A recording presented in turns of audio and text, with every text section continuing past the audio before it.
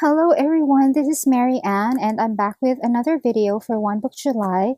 This is my last video for the challenge and I'm wrapping everything up and I'll be giving you a brief summary of what went on during my part of the challenge and discuss some of the things with you that I have realized or learned about myself about One Book July. Some of them are not really new, and I had an idea about them before, but One Book July this year helped to cement or confirm those suspicions that I had about myself. But first, let me show you again the binder that I have been using for One Book July and for everything. I've had this binder since September 9, 2014, and I have been in this binder ever since, every day, except for the time when I was sick for about 5 weeks in 2015.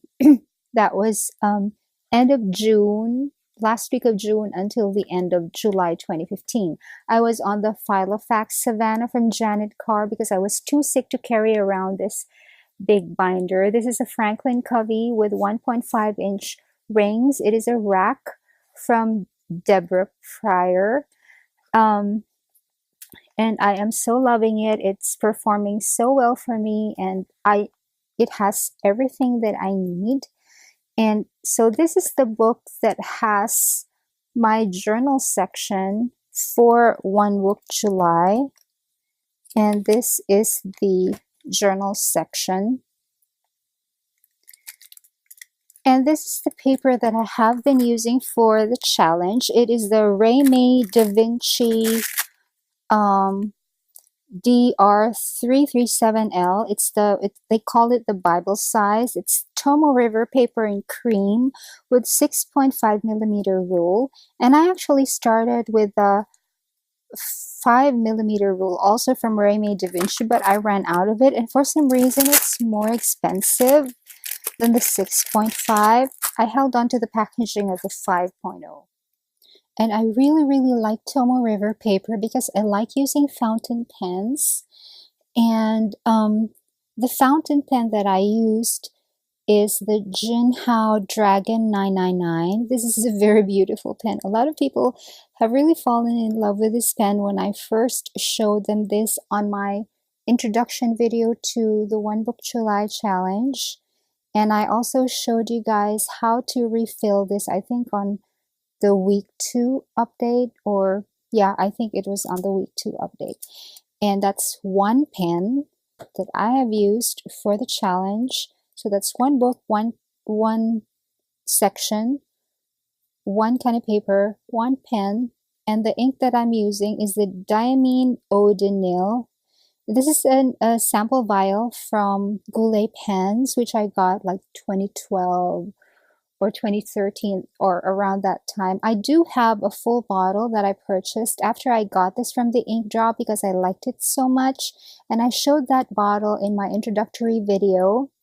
You can browse that on my channel. So that's one ink, and my one project for the whole of July is a journaling project. I planned to journal every single day of July, and I have been able to be faithful to that goal, except for 2 days that I have missed, and for good reason.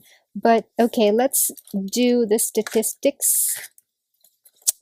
For July, I have journaled for a total of 27 hours. And how I found that out is that I have the Hyperdex, and I have videos of this in my channel also. And the dark green fields there would be the times that I have journaled. And then every week, every Monday morning, I have a summary of what went down on the previous Monday through Sunday, and I write it down here. So I have amassed, or not amassed, I have wrapped up a total of 27 hours for journaling for One Book July, and I have only missed 2 days of it. And now let us have let's do a flip through of my Hyperdex for July, so you will get an idea also of what times I have been journaling. So for the 1st of July, I journaled at the stroke of midnight until 1 o'clock in the morning. So how's that for beginning One Book July? That's really, really the very first thing that I did when July hit us, to journal for One Book July. And then July 2, I journaled at 10 o'clock at night until midnight. But for July 3, that was only 30 minutes at night. And then you can see the dark green right there. That's the time that I spent for journaling for One Book July. Let me just bring this down so you won't be disturbed by the other elements on my tracking. Where is my One Book July? Oh, it's like 11 to 11:30 at night.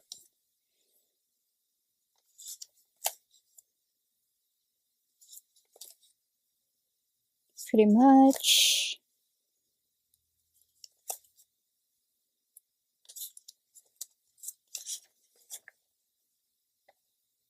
This was the day that I missed journaling for One Book July, because a lot of things went on in the office. I was so full, and then I had the body jam exercise with my friends, and then I had to continue working, and then there was, I kind of forgot. I was watching YouTube videos for 1.5 hours, and I was watching Tati and Graveyard Girl for 1.5 hours, trying to, wind down for the day, and I totally forgot to journal for One Book July, although I was awake from 10 o'clock to 11. And at 11, I started watching Orange is the New Black, and I totally forgot to put some journaling time in. But I made up for it on the next day by journaling for an hour and a half. That's 30 minutes in the morning and an hour at night. Just look for the dark green over here. There it is. It's 2 to 2:30 in the afternoon.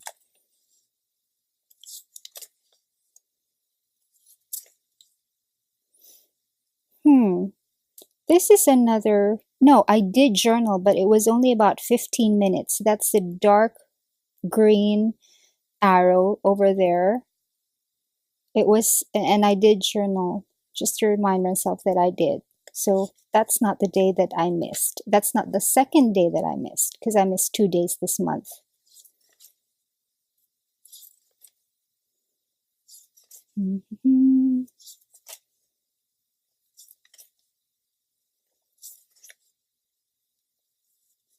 That's the dark green over there.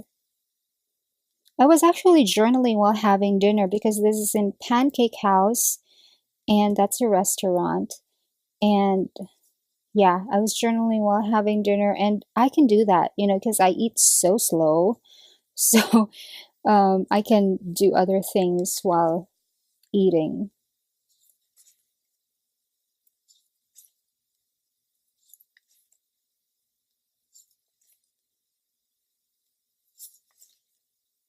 And this is the second day that I missed journaling for the challenge.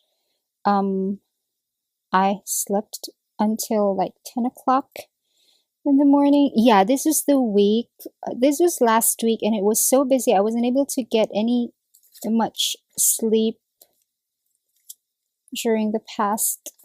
I was racked with insomnia because of certain pressures that I did journal about, and which relieved me, by the way, after I journaled about them. And I was with my mom, and I was with a meeting with fellow writers, so I totally forgot to journal.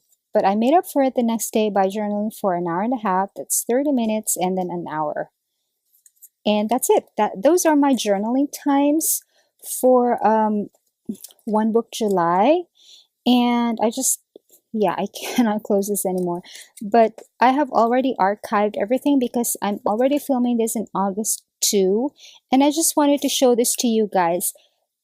I journaled for 27 hours in July, and this is actually all of my Tomoe River paper sheets. These are 102 sheets in all, and one sheet is like one leaf, right?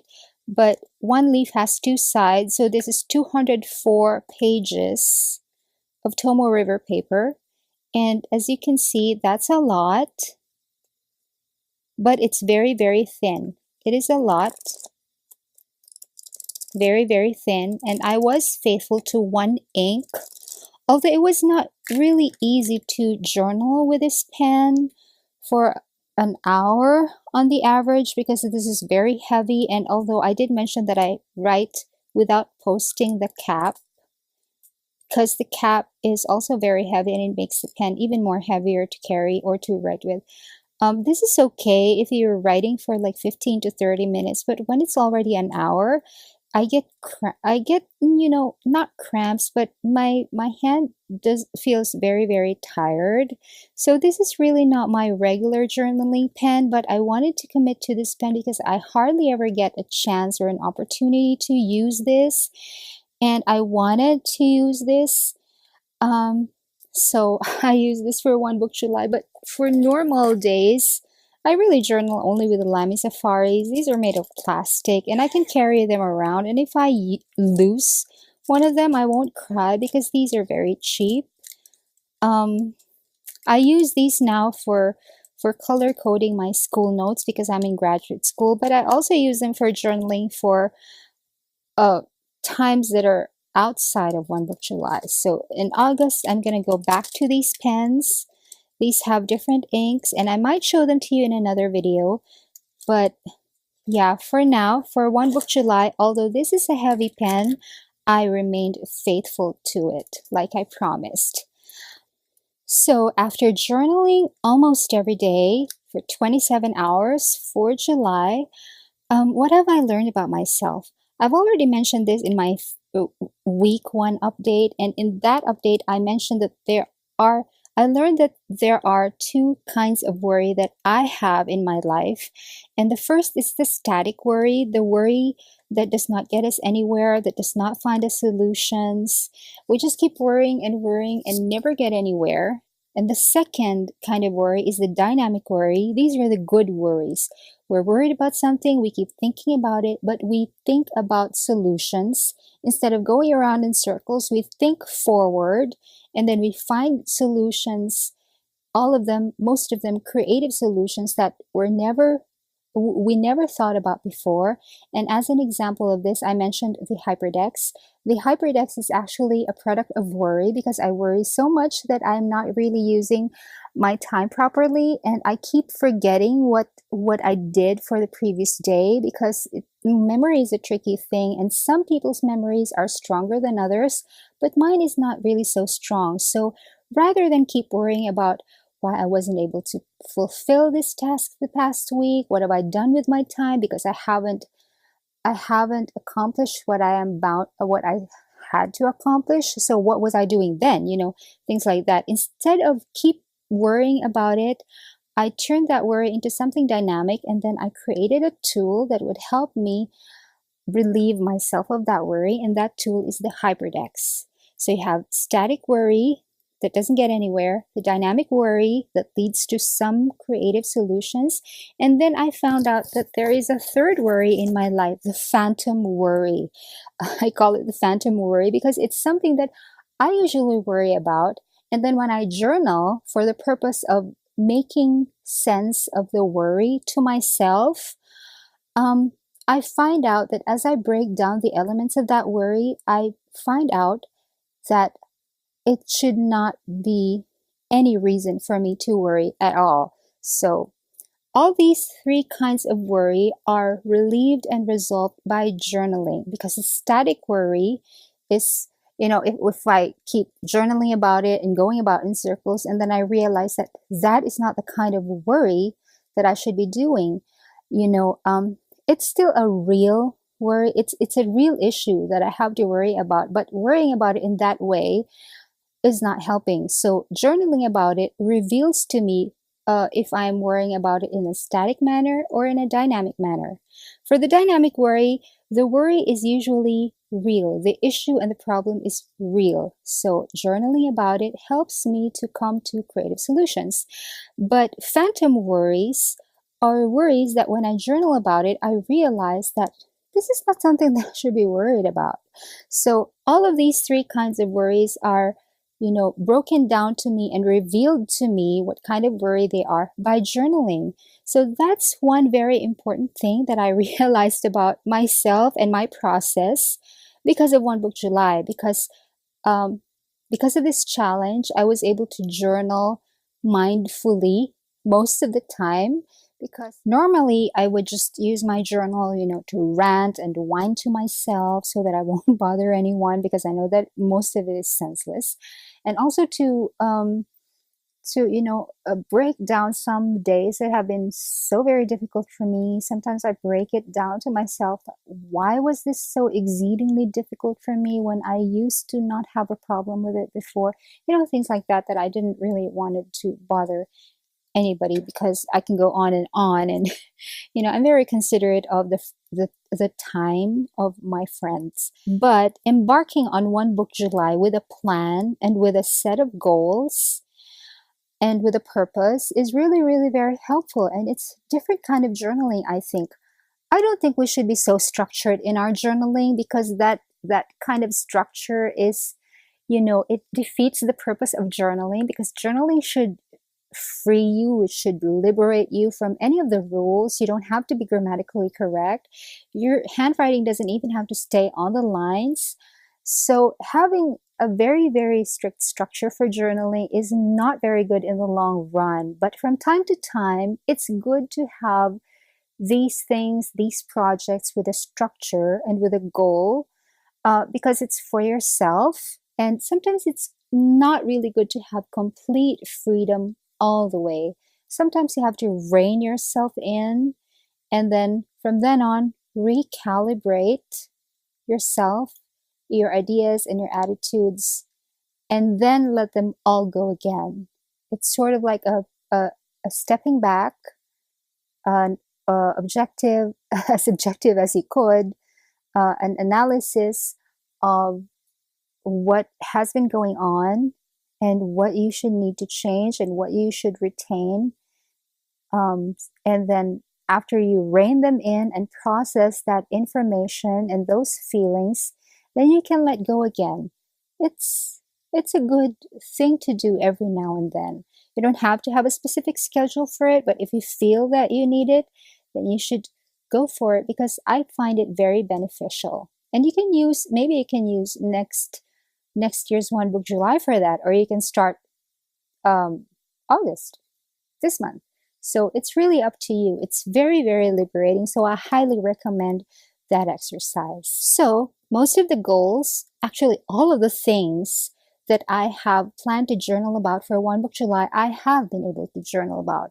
But one thing that I did not aim to do, and which I also did not do, was to write about my dreams. When I was a freelance worker, a freelance writer and editor, I used to do that all the time, because I owned all my time, I scheduled all my appointments in the afternoon or in the evening, because that's when all my clients were available. So in the morning, my time was so free. I would wake up, and the first thing that I would do, no matter if it's 8 o'clock in the morning or 6 o'clock or 2 o'clock in the morning, the moment I wake up, when the memory of the dream that I'm having is still so fresh in my mind, I would journal about it.